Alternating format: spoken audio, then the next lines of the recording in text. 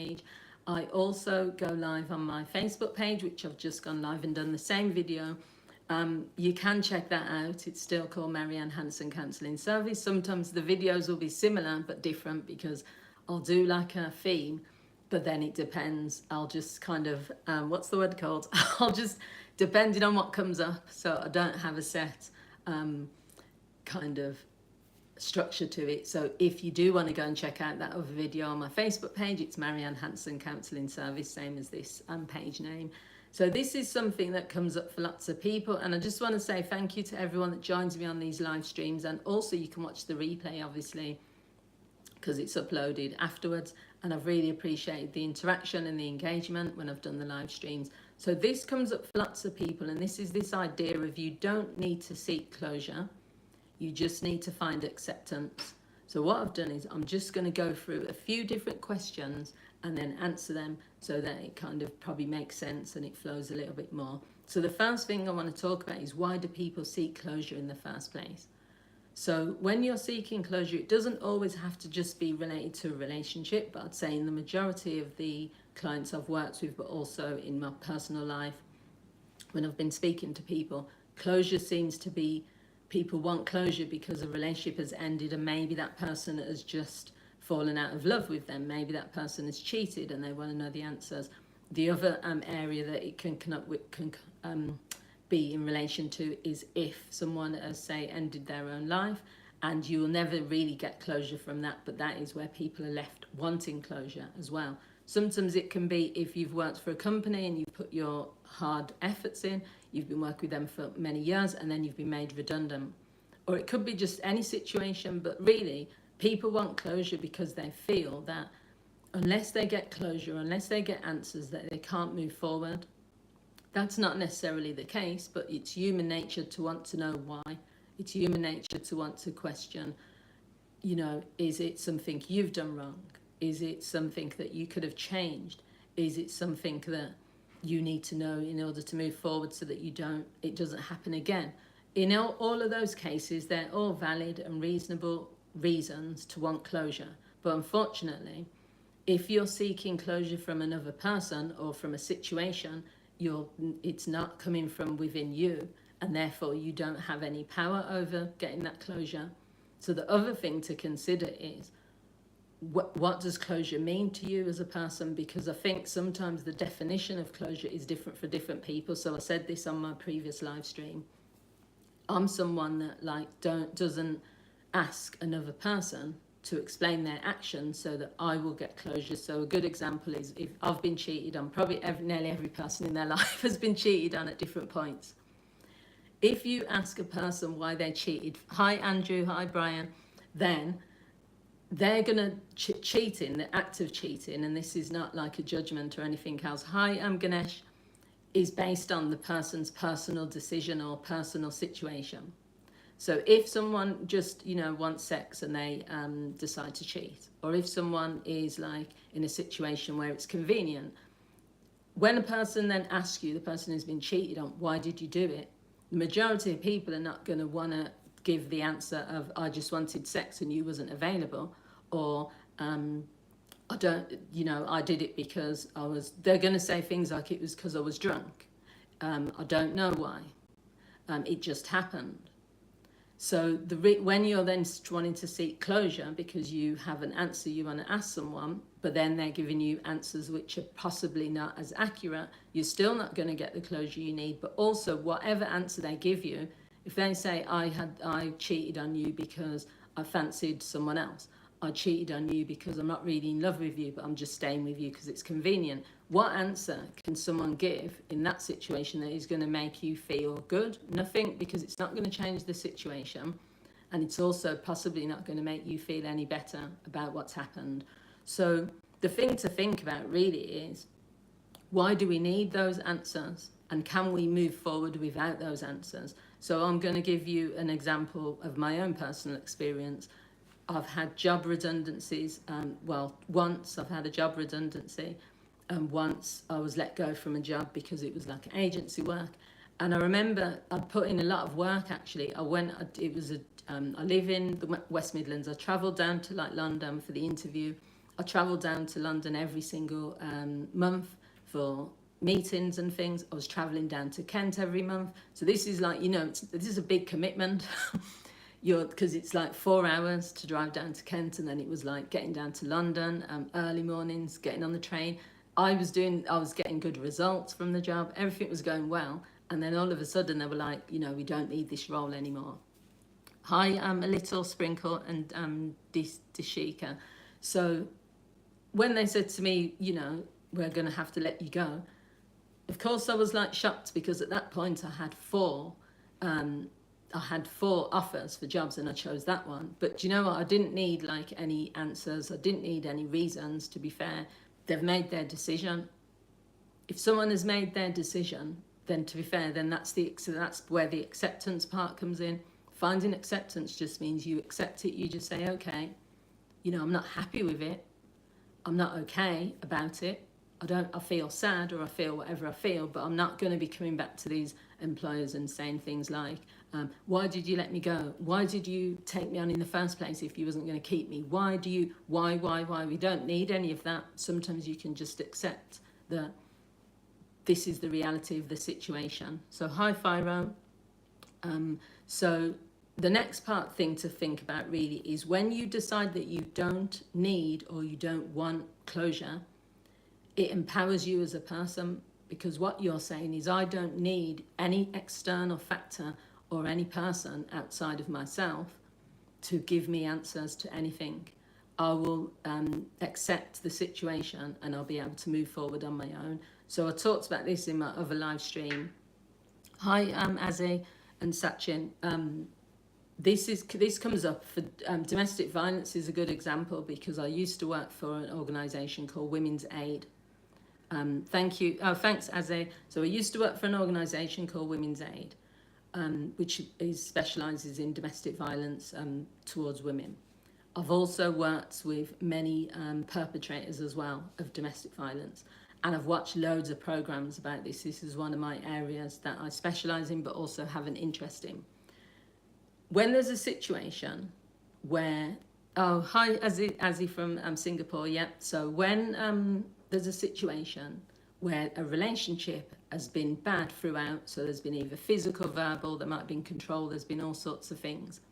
Even for someone that has been in that situation where the danger levels are so high, the risk is high, and there's been a lot of mistreatment, for some reason, once they've ended the relationship or they're out of the relationship, they still feel they need like closure, and in terms of even going back to meet with that person just for one last conversation, or to go and explain why they're leaving, or to even have to justify why they're going or why the relationship's ended.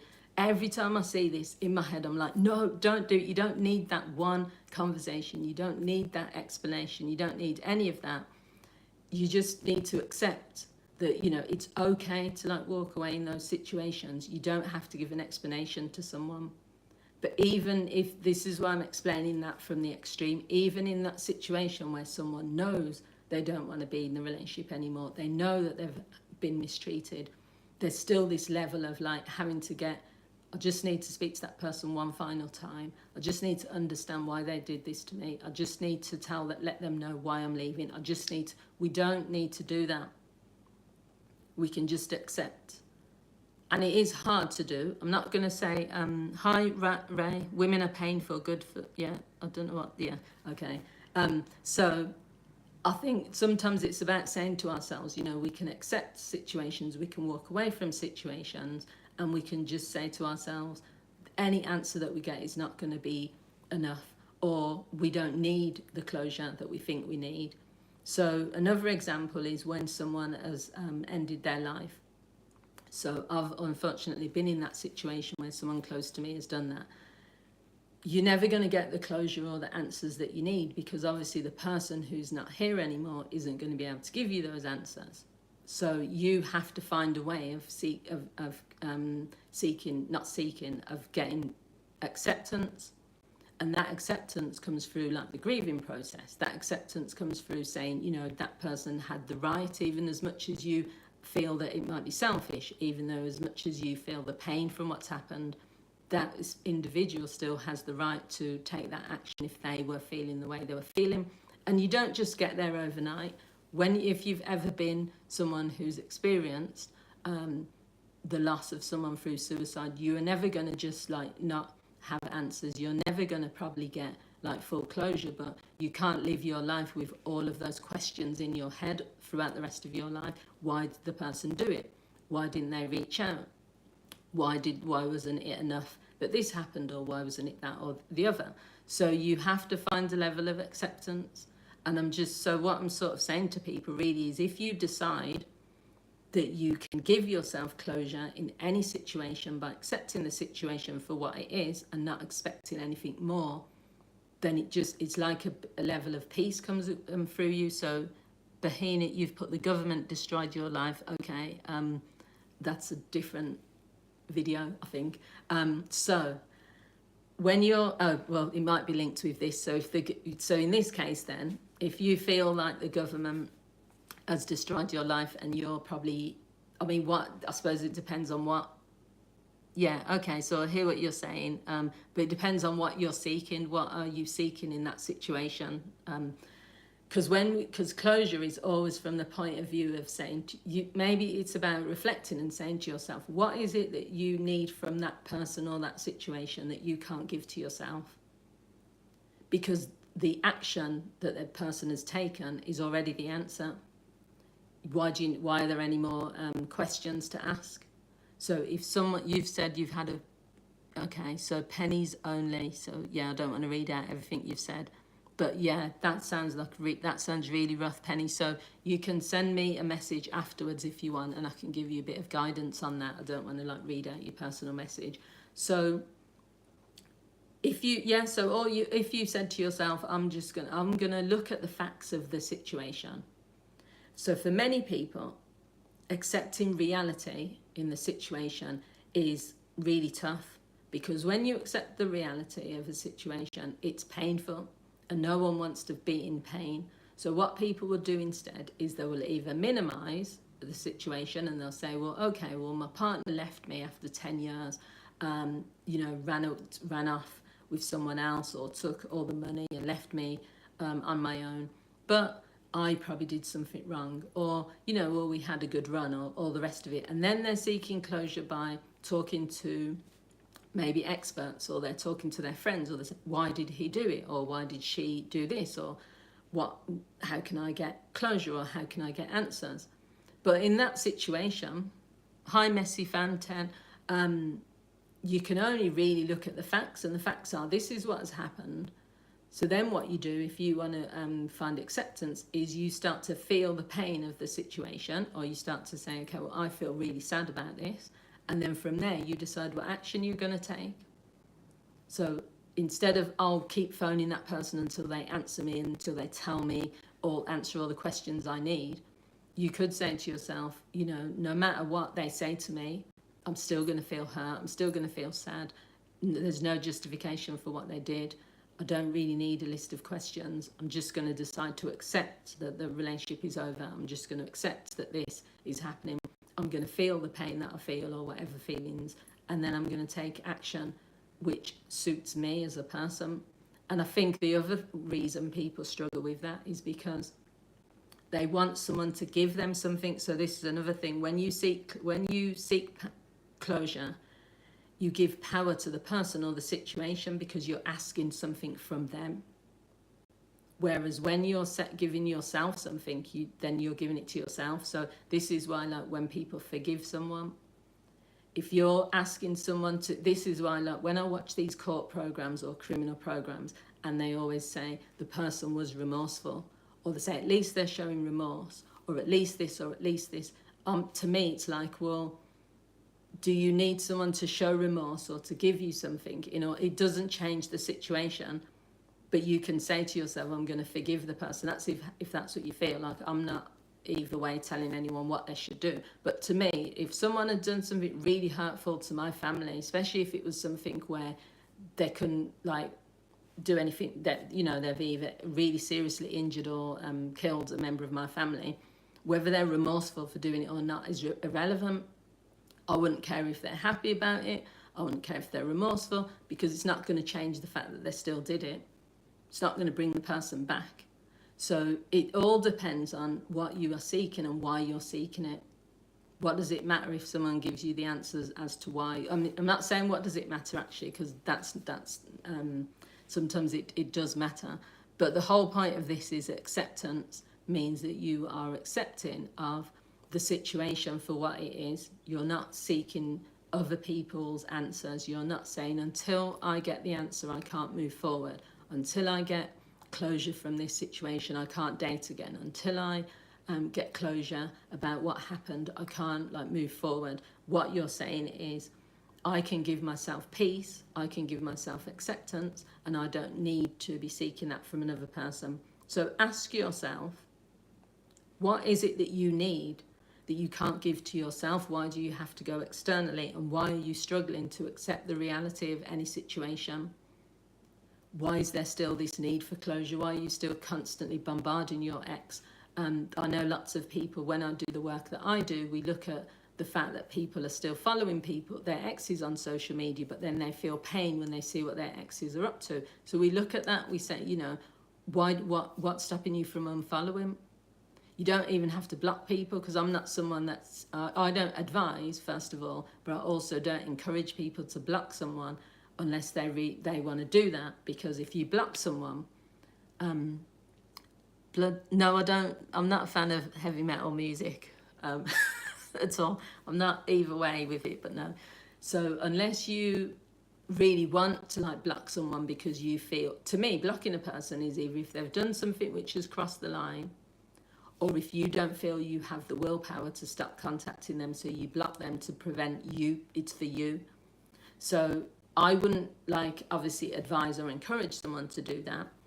But if someone is really struggling to accept the reality, but then they're still torturing themselves by still remaining friends with an ex when really secretly they want to date them again, or they're still following their exes on social media and seeing stories of what their exes are up to, but deep down it's causing them pain, that's when someone just, I don't know what's going on there for that person, but obviously they haven't found the acceptance of the situation. They haven't accepted the reality that the relationship is over, so they're waiting for something. So all you really need to do is ask yourself why, what is getting in the way of me accepting the reality? It's not just with dating, but in general. What could I do that would give me what I need so that I don't have to keep torturing myself in these situations? Where can I get that level of acceptance from, and how can I help myself to get there? Now, a counsellor can help you to do that. I'm not saying they can't, because they can help you to process it, but you can do this yourself. You can say, I'm going to empower myself instead of giving the power to the other person.